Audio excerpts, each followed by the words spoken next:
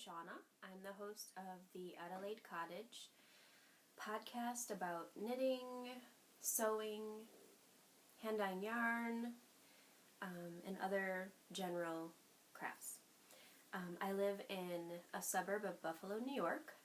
It is super cold out right now. I think it's 11 degrees Fahrenheit, but with the wind chill it feels like -4. You can find me on Instagram and Ravelry as Adelaide Cottage, and on Ravelry I also have a group going where you can join to enter giveaways and knit-alongs, and there I will have an episode thread for each episode, and that's where I will put the show notes. So yeah, you can find me there. I hope you all had a lovely holiday. I sure did. We started Christmas Eve off going to my husband's aunt and uncle's house like we do every year, and I think I mentioned before that my husband's side has a huge family, and they all have kids who have kids, so all of the children play and everything, and then Santa Claus comes and has a present for each of them, and they sit on his lap.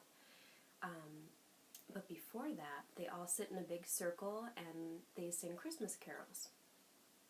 So that's really sweet, and I got some really nice pictures. So we did that on Christmas Eve, and then Christmas Day, the boys, of course, were so excited to come downstairs and see if Santa came. We opened presents, and actually a couple days prior to Christmas, I've been trying to teach Aiden, my oldest, that it's, a season about giving more than receiving, and he has learned to not expect gifts from people. I get him more excited about the giving process. So what we did was, he has, him and Evan have a big playroom in the basement, and that's where we keep all of their toys. And my husband and Aiden kind of went through everything and decided to donate a lot of the toys that he wasn't really into anymore, or, just didn't bring him joy anymore. So there's a huge box that we're donating to a local place where single moms can go and just pick out toys for their children. They don't have to buy them. So yeah, and then, after we opened gifts Christmas morning, I think it hit me at that point.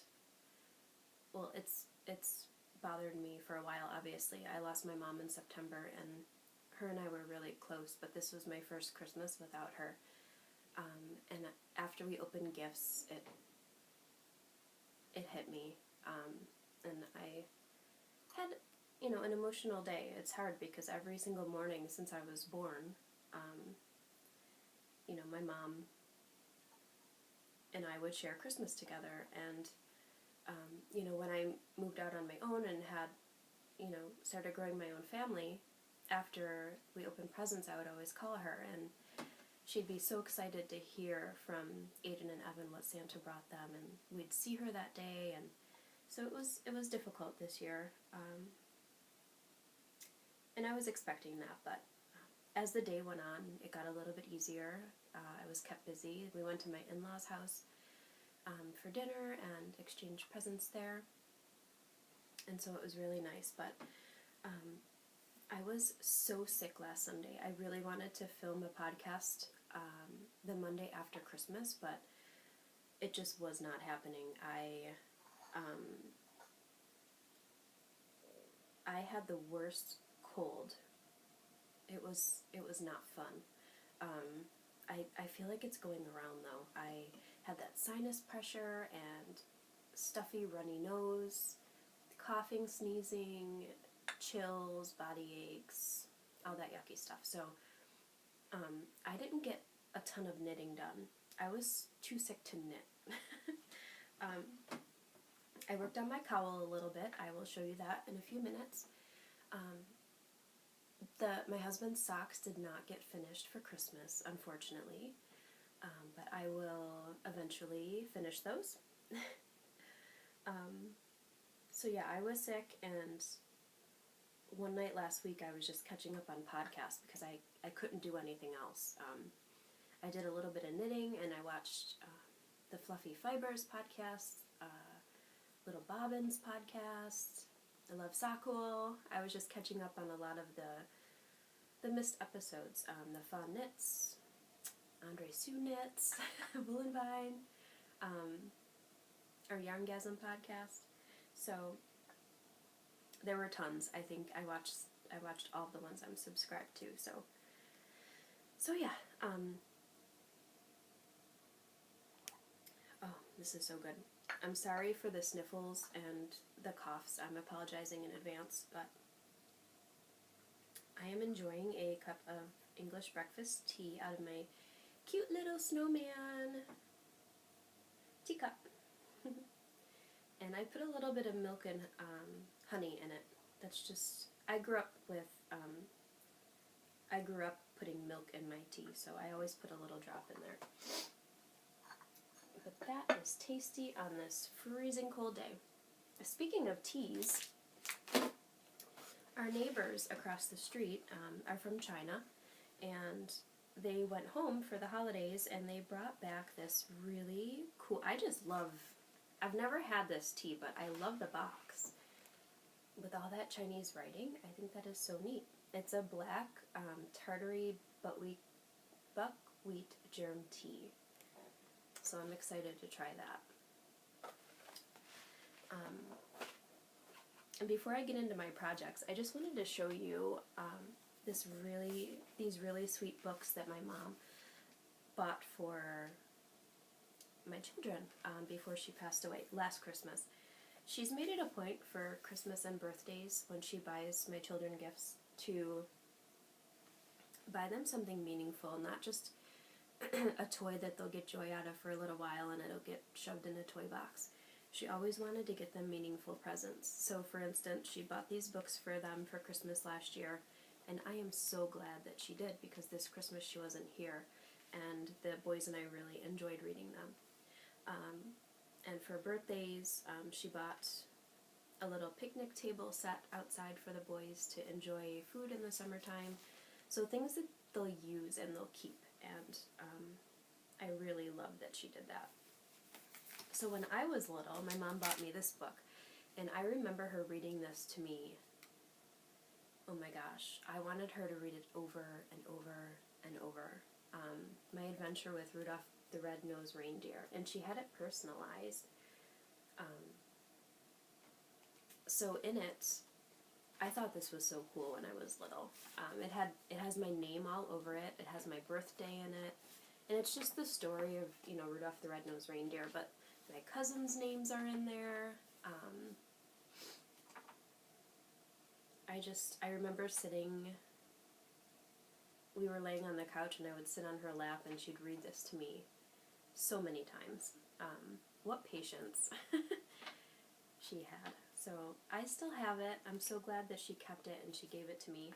And she wanted to get the boys one similar last year, and so she bought them these. Aiden's Night Before Christmas and Evan's Night Before Christmas. And it's the Night Before Christmas story, but it's got their names in it.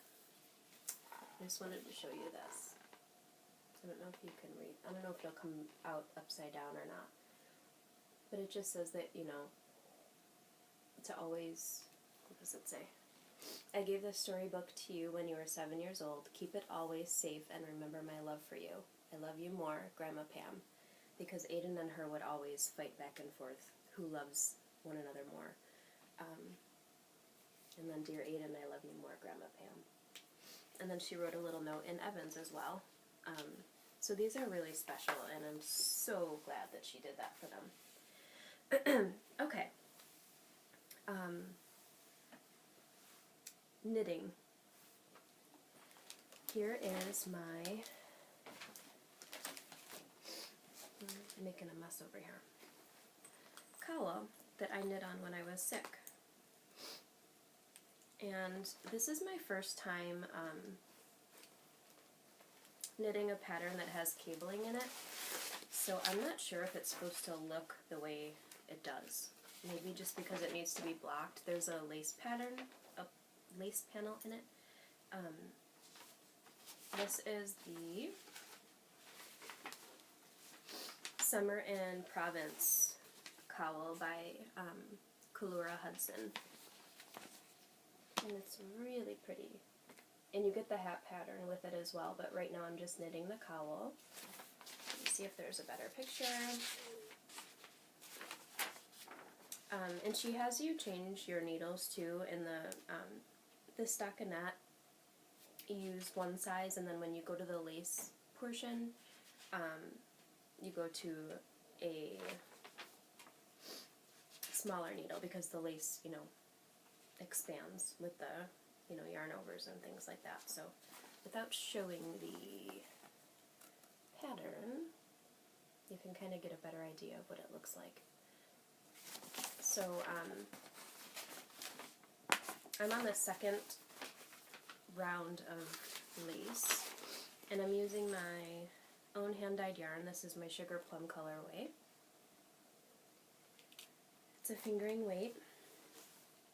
And my Carbons needles, right now I'm using US size 6.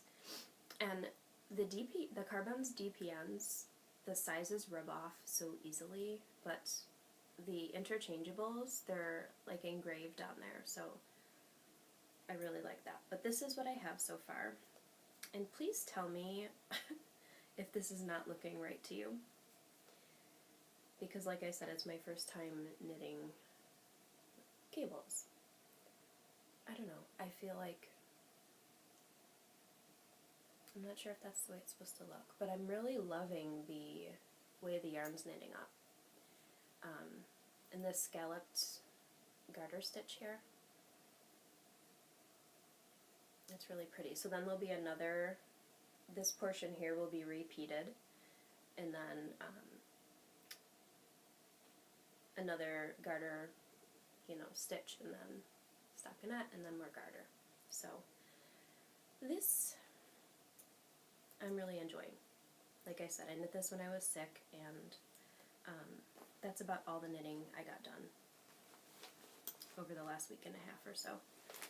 I'm sure many of you understand how busy it's been with the holidays, but I have been craving to cast on my Cozy Memories blanket. Because, yay! I have long DPNs, Carbons DPNs to start my blanket. These are 2.75 millimeters, or US size 2, and I am so excited to cast this on. I've been seeing all of, not all of, but a lot of Cozy Memories blankets on podcasts and Instagram, and I just think they're so special because every little square is a yarn that means something to them or was given to them by somebody special, or I guess that's why it's called Cozy Memories. But I have 4 minis. Oh my god, I feel like such a dork. But I have 4 little minis in here that I'm going to start my blanket off with. The first one is from my cousin. Not really sure of the type of yarn or the colorway, but she got it at her local yarn store during a Cozy Memory blanket class swap, mini swap. So she wasn't given the info on that. And this is a yarn from the 716 knit truck that kind of roams around the neighborhood. So I'll be using that. This this is the Claret colorway by the Bijou Basin Ranch. It's Himalayan Trail. Really pretty Merlot color. And then this is my own hand-dyed Adelaide Cottage yarns, 50% merino, 50% silk, in the pink lemonade color. So I'm going to get started on that in the next day or two. So I'm really super excited about that. And this is in the little project bag that my cousin made for me. And she and I recently went to a craft retreat. She actually put it together. She's a knitter and a sewer. And, excuse me, she organized this really lovely retreat for her, myself, her good friend who knits, and her sister, and then a few of her other friends. And we stayed in this really quaint bed and breakfast close to her house in Western New York, and we just drank tea and coffee and knit all weekend. It was really, really nice. That was my first time at a bed and breakfast, and I didn't get the full experience because we took over the whole house. There were no other couples staying there at the time, so I didn't get that experience of staying with people I didn't know, really. So, but we are dreaming up and planning a trip to go to Rhinebeck for this year. So we're looking at bed and breakfasts. I know a lot of the hotels are selling out already that are close to Rhinebeck, but we are going to book rooms very, very soon, and we're so super excited to go. I've never been to Rhinebeck before, so this will be really, really fun.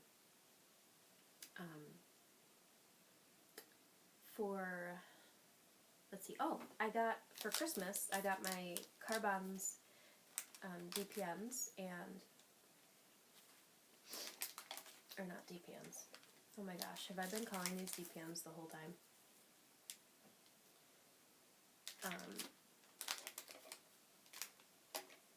I got new row counters, which I love. So I used to use these red clover ones, and you just, obviously click it or move these dials to change your row, but it's kind of big, and when I'm knitting in the car, I lose it, like it falls, or I'm always afraid that this is going to accidentally click, with me having little kids, or if there's pressure put on my project bag, that this is going to click and I'm going to lose my row.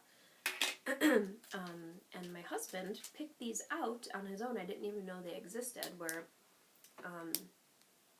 there's a spot to add, an I-cord or something to put around your neck when you're traveling or whatever. And there's a lock on here so that it doesn't accidentally change rows on you. So I was super impressed that he picked these out and got these for me for Christmas. This was something knitting related that I didn't know existed, and he found them, so so that's awesome. I went to the Dancing with the Stars Live show at the Seneca Niagara Casino in Niagara Falls, New York. This was Saturday night. I went with one of my best friends, Erica. We've been really good friends since we were 2 and 3 years old. We were neighbors, and our parents were best friends, and we're still really, really close. And she and her husband gifted me a ticket to go with her to the Dancing with the Stars Live show, and it was so much fun. It was a nice girls' night out, no kids, no husbands. We just spent some time together. We grabbed dinner beforehand. There was only this burger place that we had time for, so I had a black bean veggie burger, and that was super yummy. And then we had a drink together. I had a peppermint martini, and I'm not a big drinker. I don't like the taste of alcohol, really. So if I'm at a function or something, I'll have one drink usually, like one martini or one glass of wine. So yeah, that was really, really super fun. But that's all I have knitting related.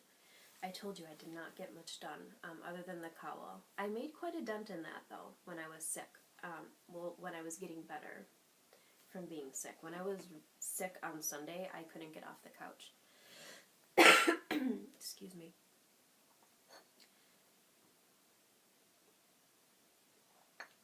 But I've been feeling better the last couple of days, and I've been sewing up a storm, and I will show you what I've been sewing at the end during my shop update. But I have ordered all the supplies needed to make my own wool wash bars. And you can also use them on your skin, the ones that I'm going to make. So I'm excited about that. I'll add those to my shop once they're finished and successful. I have been doing a little bit of embroidery.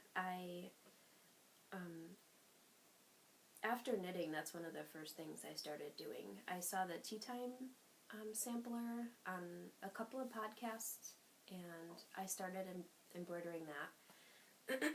And we really needed Christmas stockings. Let me move this. We needed Christmas stockings last year really badly, and I didn't want to spend money on embroidery because they can be really expensive. So what I did was last year after Christmas, I picked up stockings from Hobby Lobby on clearance. I think I paid $1.50 or $2 each, and I embroidered our names on there. So this one's mine because I love snowmen. So what I did was I just used a white chalk pen to cursive write all the names on here, and then I just, went over it with the embroidery thread. And then tag. So this is the dad one. My husband is Santa Claus. And then these are the boys. So that was fun to do. I think it took me about an hour and a half to do all 4 of them. So that was my little embroidery project. Let's see what else I have. Okay, so I have been super califragilisticexpialidociously inspired to start quilting. And I have had supplies to quilt since 2006, I believe. And I remember that because it was when I was pregnant with Aiden, my first son. I desperately wanted to quilt, and at that time I didn't know how to sew, I didn't know how to quilt, I didn't know how to cut fabric, I didn't know what the measurements were, how big a yard was, for instance. I didn't understand any of it. And because I didn't have anybody close to me that knew how to do that and would be able to teach me, so I would go into Joann Fabrics and buy all of these supplies and not know what to do with them. So they kind of just sat in an attic and collected dust. Well, I kept them stored nicely, but the point, it's been a long time that everything has been stored. So I have had a little quilting tote on wheels with a handle like a rolling suitcase that has like this zipper a zippered bag, really, a flat one to hold your quilted squares in, or your blocks. And I was inspired to give this a go when Sarah from the Love Sock Wool podcast was raving about the Quilt-as-you-go Made Modern technique. And she talked about this book a lot, and I went ahead and bought a copy probably a couple months ago, but I didn't want to start this with the holidays coming up. Everything is just so busy, so I figured it would be a nice New Year's project. I would like to make a Christmas quilt. Her Christmas quilt was gorgeous, and I have a lot of that fabric from making bags, and a lot of Christmas fabric in general. And and I just ordered, I previously made some Little House on the Prairie project bags, and I ordered a jelly roll with the Little House on the Prairie fabric to make a Little House on the Prairie quilt. So I think that will be super, super cute. I can't wait to get started on it. Now, I went to Joann Fabrics today and got one of the things that I don't have already for quilting, and it was highly recommended in this book, and it's a rotating cutting mat. So it's 14 inches by 14 inches, and for those of you that don't know, it just sits on your table or whatever surface you're cutting on, and this twirls around. The base stands still and this twirls, so it makes cutting at awkward angles not awkward. So I'm really excited about that.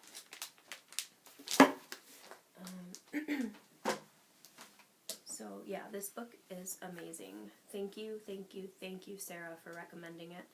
I know a lot of people have kind of jumped on this bandwagon as well, but this is basically, you quilt one block at a time instead of quilting a whole quilt top, and that's why it's called Quilt-as-you-go. So it's nice for busy moms or busy dads or whoever's quilting. It's nice for everyone, really, because you can kind of just quilt at your own pace. So this book is by Jara Brandvik. There's 13 projects in here that she shares how to do, different quilting techniques. So yeah, and then I just have to go and get batting. I was at Joann Fabrics this morning, and I was looking at the batting, but I had remembered that she recommended a certain kind in here, and I didn't want to get the wrong kind, so I'm going to go back and get it now that I looked at the book again. A few of you have reached out to me kind of talking about your desire to start sewing, and I think that is so wonderful. A few of you have sewing machines, but you've never opened them. I was the same way. I got a sewing machine last year for Christmas, so 1 year ago, and it sat in the box for months, and I wanted so badly to learn how to sew, and like everything else, I didn't know anybody that lived close to me that would be able to teach me, so I learned on Craftsy.com. They have I'm pretty sure it was free class that you can just kind of take at your own pace, and it was just the basics of sewing, like learning the sewing machine, and that's how I learned.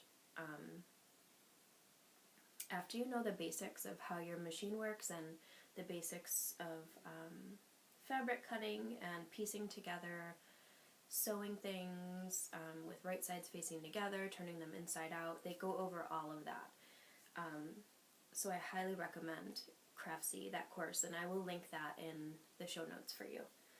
If I didn't already talk about this already. I had to take a quick break because I had to go pick up my 2-year-old from preschool, and plus my memory was running out. So I can't remember what I talked about and what I didn't, but yes. So I will put the link to that class in the show notes, and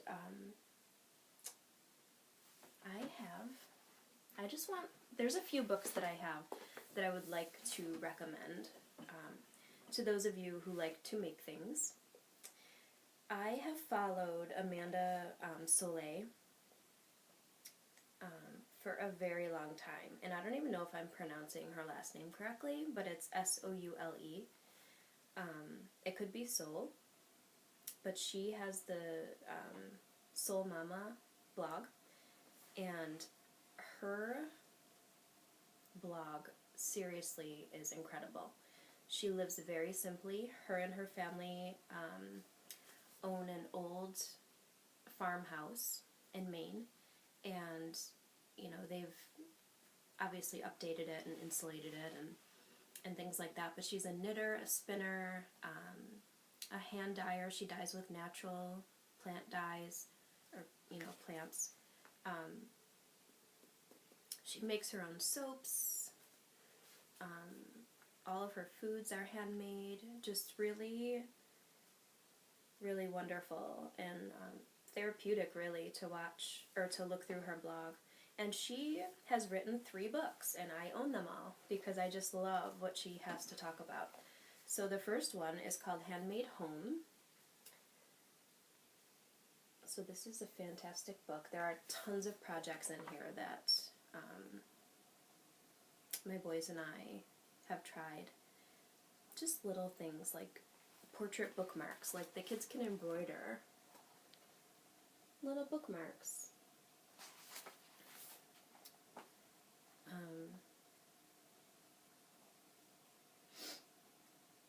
Little healing cozies and towel rugs. I mean, scrappy towel rugs. How cute.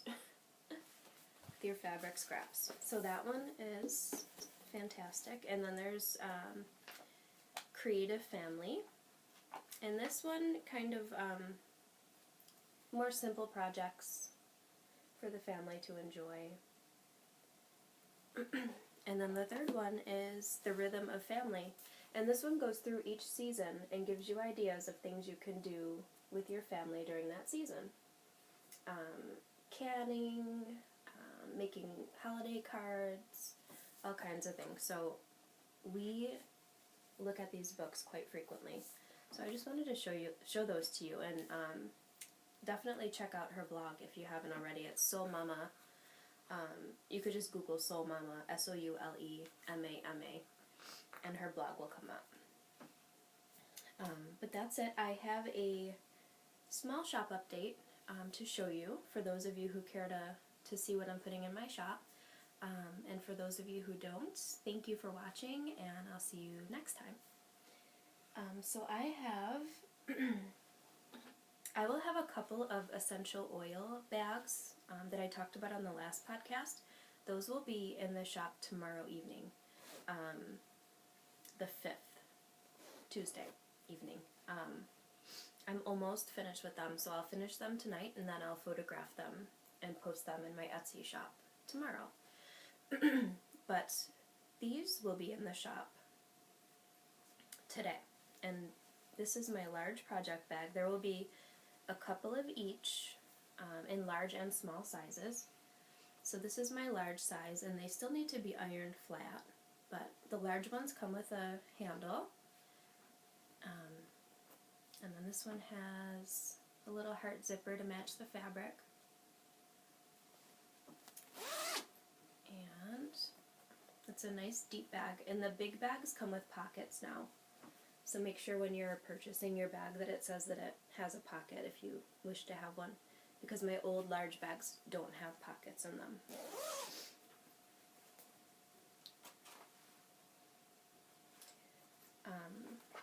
This is the small one, but I'll have large and small of the pine cones, which is really nice just for the winter season. And this one has a little pine cone progress keeper. And the inside's just brown to match the pine cones. The small bags do not have a pocket or a handle because they're very easy to just carry around with you. And I love this one. This is the large size of the teacup bag. It has a red handle, and it's a little bit of patchwork. I had really cute polka dot fabric to match some of the polka dot teacups. And then it has a teacup zipper pull. The inside of these ones are the polka dot, and there's a pocket. This one's very deep.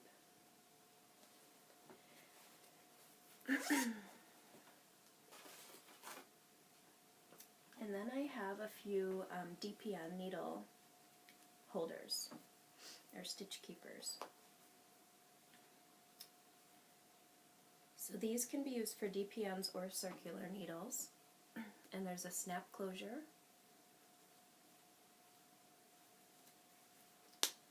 Just to kind of hold your stitches in place.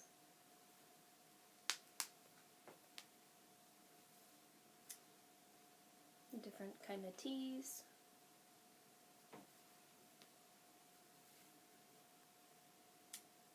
The llamas. Vintage flowers. And a baking themed one. Yeah, so I have a couple of each of those going in the shop tonight, so hopefully by the time you're watching this, the shop will be updated. It's Adelaide Cottage on Etsy. And yeah, that's all I have for you this week. I enjoyed chatting with you, or to you. I wish that I can hear you back, but we could definitely chat on the episode thread in my group. So if you have any questions or comments or anything like that about the episode, feel free to post in the Adelaide Cottage group on Ravelry. So I hope you all have an excellent week ahead, and I'm hoping to talk with you again on Monday.